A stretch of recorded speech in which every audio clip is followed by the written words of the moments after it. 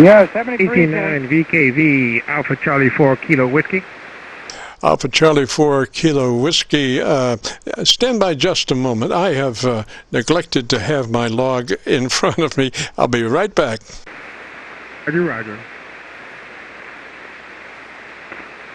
Now you have just seen a grown man get up from the chair on camera and go get the log. Unfortunately, as I went to get the log, I tumped over a can of Coke on the other computer desk, and I had to take a few moments to try to eddy current the Coke debris onto the floor off of the table. So anyway, as I was saying, come back with that call sign again. Kilo Charlie 9 Victor Charlie Victor Alpha Charlie 4 Kilo Whiskey, and I do apologize if that was any fault of my own that you spilled your drink. Over. Oh, absolutely not. It's my neglect. You know, I was running behind the 8-ball. I usually try to start getting things together about 2 o'clock. And at 2 o'clock, I was out trying to get my rotor on my loop working. And so I did get a late start and knew better, and just couldn't, you know, I wanted to loop the rotor on the loop so I could move it around a little bit, but I did have to Armstrong it towards Charlie's direction just to check it out. You know, we've been working about 2 days in the rain.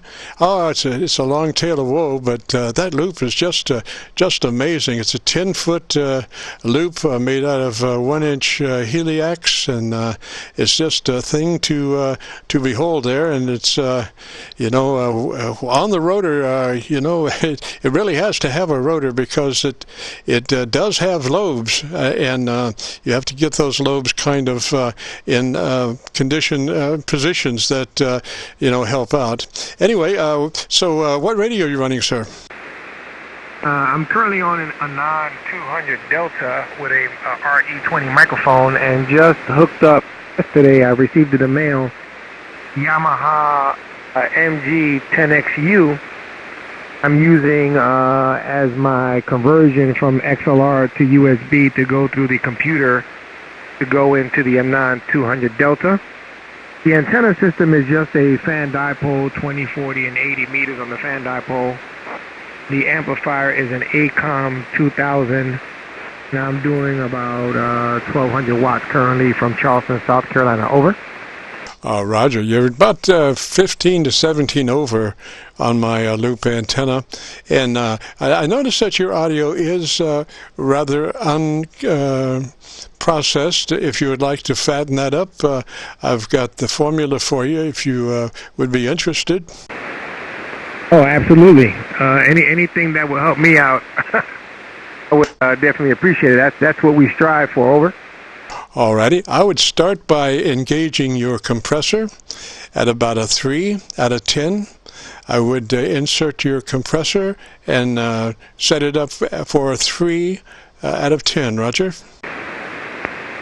QSL on the outboard, or would you do it on the software on the Anan Power SDR? What do you have on the outboard? I have a Yamaha MG10XU. I would do it on the internal, and you know, just set it on a 3. I guess you have a ratio of 1 to 10 on that compressor. Is that a Roger? Well, actually, it goes about 1 to 30. Over. Okay, I would set it on a, what would that be? What would a third of that be? Or, I am, at this moment, I've got to figure that out. What would you say a third of your level of compression would be? Well, it goes from 0, actually it goes from 0 to 20, so I would say a third of that would be about a 8, a 7, actually, about a 7. So I just set it to an 8. I'm going to back it down to 7. That's a 7 right there, Alpha Charlie 4 King Whiskey. Okay, that sounds good. Now, I would go to your ALC meter, and with the mic gain in hand, I would adjust the ALC meter to run mid-scale to 2/3. Just speak normally and adjust your ALC for mid-scale to 2/3. Okay, Roger, Roger. Alpha Charlie 4 Kilo Whiskey. Okay, needs to be a little more mic gain to that right there, according to what you're telling me. Alpha Charlie 4 Kilo Whiskey. Hello, test 1, 2, 3. 3, 2, 1. Okay, that's about 2/3 of the way on the scale. Over. Okay, yes, starting to get pretty fat. Now, I want you to go to mic EQ and tell me what kind of internal EQ do you have, sir? Or are you using your outboard? I'm using the internal EQ. It's a 10-band EQ. Over. All right, what do you got outboard on your? Do you have an EQ outboard? Yeah, it does. It just has simple 3 knobs: high, mid, and low. Over. Okay, is that engaged right now? Yes, it is. All right, I would put that mid-range in the flat position. Do you have like a push and cut on your tone controls? Yeah, I have a knob. I can put it at 12 o'clock. That's 12 o'clock right there. Over. Okay, that's in the middle, and you can boost that or cut that, Roger? QSO. Okay, so mid-range, I would put it flat, and then I would talk to me just for a minute about your antenna, Roger. Sure. So I have several antennas. I have a fan dipole, 20, 40, 80 meters, up about 40 feet. And then I also have a 43-foot non-resonant antenna as well. Over. Okay, on your top end EQ, go to a mid-scale push.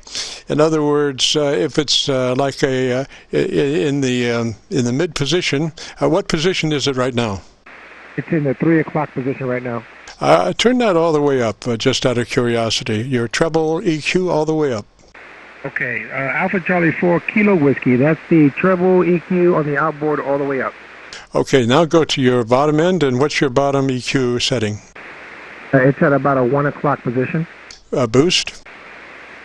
It's a 1 o'clock boost? I can turn it up. No. Roll that 3 dB, or 3 dB off the bottom end. Okay, right there. That's about 12 o'clock position. Alpha Charlie 4 Kilo Whiskey. Okay, just a little bit more, another notch less on the bottom end. Okay, Alpha Charlie 4 Kilo Whiskey, AC4KW. Yeah, I see it on my scope. It's getting flat now. Roger. Okay, now tell me about your radio. Something. Okay, so we're full up on the treble boost, Roger? The treble boost is full up. It's at 12 o'clock, and the bass is at about 11 o'clock. Okay, and tell me about your radio, sir, and what you like about your radio. Oh, the Anan 200D is a fantastic radio because it gives me the ability to have so much more control over the filters, not filtering, the ability to utilize a 10-band equalizer, transmit and receive. It's just a really great radio. Over. Roger. Okay, take one more off the bottom end, and then we're going to go to the ALC and check our ALC level. You'll probably be low now because we've cut so much, EQ off the bottom end. So we'll need to cut one more notch off the bottom end, and then go to ALC and double check that level for mid-scale to 2/3. You're right. Yeah, it's definitely low because it's cutting out my box. And Alpha Charlie 4 Kilo Whiskey, so we're located in Somerville, South Carolina, and going through our equipment to make sure that in case a hurricane does come this way, we can be well prepared. Over. Alrighty, and that was with that additional 1 dB cut on the bottom end? QSO. Okay, try just as a experiment, back off your mic. How close are you running your mic now? How close are you operating that mic? I'm about 3 inches from the mic. Over. Okay, move that to about 6 inches, and then look at your ALC and adjust your ALC for mid-scale to 2/3 at 6 inches. Still trying to get a little more top end, so I'm actually applying inverse proximity effect. You know, proximity effect is when you get closer to a microphone, there is a bass buildup. So what I'm doing is in reverse. I'm pulling you a little bit more off mic, back from the mic to decrease your bottom end, but increase your mid-range and your top end, Roger. Okay, QSL. So right now I'm about 6 inches from the mic. AC4KW, Alpha Charlie 4 Kilo Whiskey, over. Roger, and you've realigned your ALC level?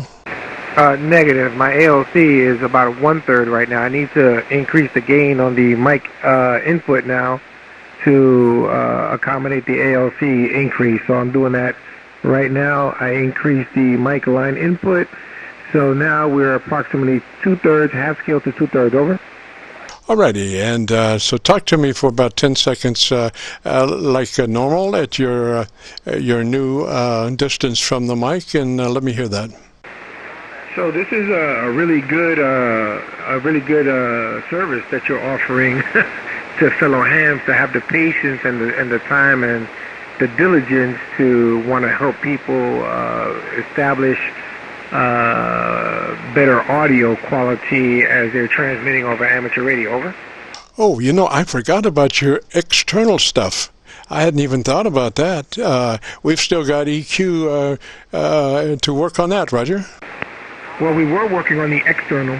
All the stuff that we did was the external. You're talking about the internal 10-band. We haven't touched it yet, over. Oh, that's right. That's right. Okay, just out of curiosity, on the 10-band, is that all flat or what? Or do you have that engaged or not?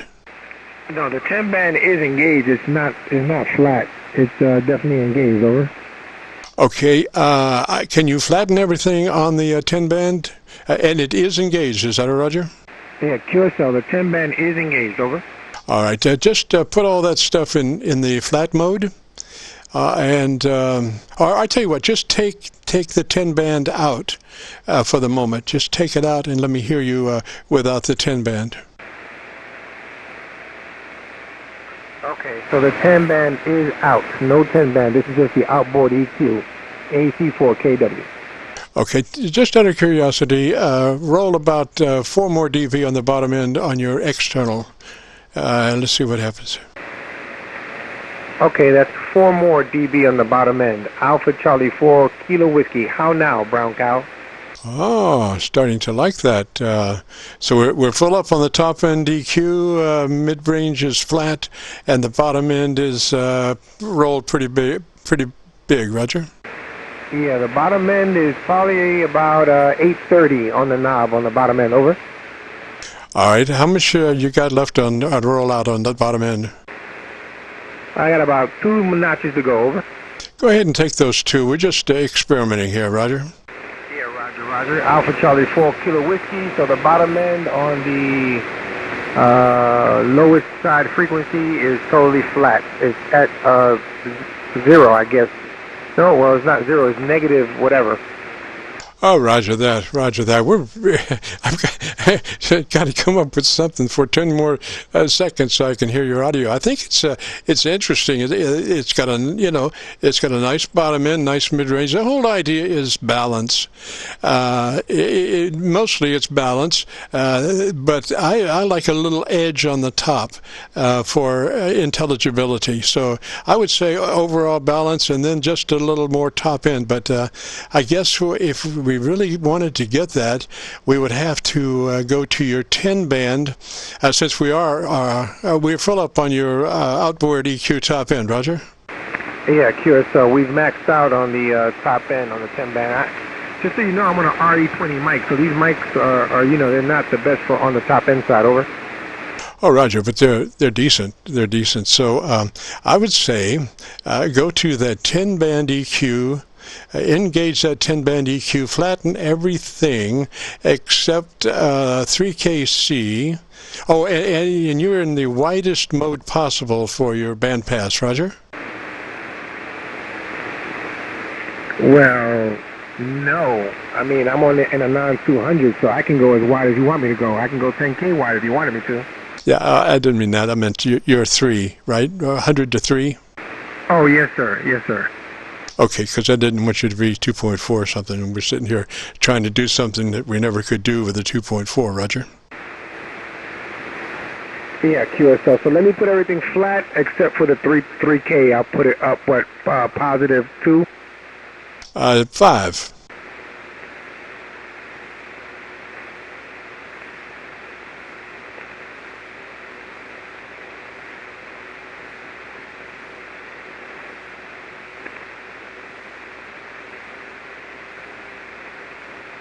All right. Okay. All right, and talk to me for about 10 seconds. Now, as I understand it, you have engaged your 10 band, but all EQ pots are flat except for 3K, and that's about plus 4 or 5. Is that a Roger? QSL. All righty, and talk to me for about 10 seconds. Okay, Alpha Charlie 4 Kilo Whiskey. My name is Angel, located in Somerville, South Carolina. Current temperature here today is 82, beautiful 82 degrees here in Somerville. Over. All right, put two more clicks of top end. We may go back to where we were at 5, but put two more in for right now and talk to me. Okay, that's 2 more clicks on the top end. I only have about 1 more click to go on that on the top end. Alpha Charlie 4 Kilo Whiskey, AC4KW, transmitting from Somerville, South Carolina. Oh, Roger. Well, even I was getting a little skywave cancellation on the top end, but you was even sounding good then. So that's what I'm talking about, is to have enough top end left when Mother Nature decides that she wants to phase cancel your signal to some degree, and she does that quite often. And that phase cancel always starts at the top end of the audio spectrum. The first thing to go when Mother Nature decides to phase cancel your signal is the syllabic range of your audio. So for that reason, I usually crank in more than what I would think would be necessary, just to be sure that there is some there when Mother Nature plays her games, Roger. Oh, that makes perfect sense, because with static crashes, you're right, those are all high frequencies. Over. Roger. Well, this doesn't have much to do with static or that. It's you know, everything that HF radio moves by skywave.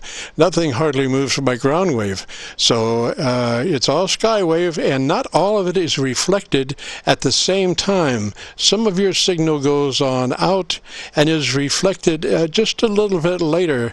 And when it bounces back and meets with the other that was reflected earlier, there is a phase angle difference, a phase time difference, and so then you have, you know, because there's a phase difference, you start having cancellations, and like I say, that cancellation always starts at the top end of the audio spectrum and works its way down, Roger. Okay, QSL. I'm still not at the 2/3 on my ALC. You think I need to inject? I can inject more into the preamplifier to bring the ALC just up. It's just barely tapping about -3, -4 dB. Over. Oh yeah, whatever you have to do to get that. You don't have just an overall mic gain control that you could just bring up and push your ALC on up to mid-scale? No, not on the SDR radio, but just give me a moment and I can get into the menu. I can make an adjustment. Alrighty, because yeah, the secret there is the ALC, because what actually is happening there, the ALC is monitoring the output of your limiter, not the compressor, but the actual limiter in your radio. That's what the ALC is showing you, and that's why they usually say to be on the lesser side of mid-scale.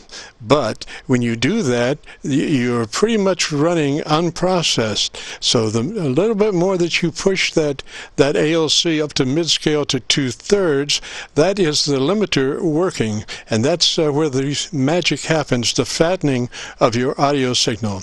And most radios today, you know, you can go mid-scale to 2/3, particularly, you know, modern radios, you can go to mid-scale to 2/3, and what you're actually looking for is an increase in average percent of peak modulation. Not just peak modulation, but the average percent of peak modulation. And what you want to do there is to be about have a 3 dB dynamic range with an average peak modulation of between 80 and 85%. As compared to unprocessed audio signals, which have a 10 dB dynamic range and only a 30% average peak modulation. Roger? A QSO on that. Okay, so now I've increased the audio, the mic gain just a little bit to accommodate the ALC. Over. Roger, Roger. And where are we on the bottom cut on your external? We're all the way backed out, all the way minus 15. Okay, it's really close. I'm just hearing something right around 200 cycles. Oh, since we got that 10 band in there, you have a 200 cycle control in your 10 band? A QSO? Pull 3 back at 200 cycles. 3 clicks back at 200 cycles. Okay, that's 3 clicks back on the 200 cycles. Alpha Charlie for Kilo Whiskey. Ooh, like that. I like that. Tell me about the antenna that you want to build. Well, I don't have enough money. Fortunately, I don't have the funds to build what I want to build. What I want to build is a 40 meter directional is what I would love to build and put up, but unfortunately I gotta have the space nor the funds to do that at this time. Over. Roger. Well, think about a loop. You know, the loop, mag loop is quite directional. Most people do use the mag loops in the receive mode. They tack on a 5 to whatever preamp right at the input off the coupling loop of the loop antenna. They'll put a little preamp there and run it on in, and you know, it's unbelievable running it like that. Roger? Oh yeah, QSL. I'm gonna have to look into that. Yeah, I had all expectations of doing this loop in the transmit mode, and we designed it to run a kilowatt. That's when we used the 1-inch HELIAXE 10-foot loop, 32-foot diameter. But the more that you know, I'm listening to it. I have conducted some tests between the mag loop and my inverted V dipole on well, actually the SDR is Milford. I use Milford SDR a lot, and AV test the 2 antennas, and I have seen them both do about the same. When I started with a 1 meter loop, and you know, 1 meter is about 2 feet, 2.5 feet diameter, and I was running about minus 6 dB signal difference between my dipole and the loop, and I realized that I was in I had just enough loop to get me in trouble as far as the gain. You know, 1 meter just wasn't going to do it, so we did crank in probably the largest size I think that we could do on 40 fairly easily with 1-inch HELIAXE, and that was the 10-foot diameter loop. And so, like I say, on receive, that thing is just gangbusters. So anyway, let me be listening to you. I want to hear you nice for about 10 seconds before we wrap up.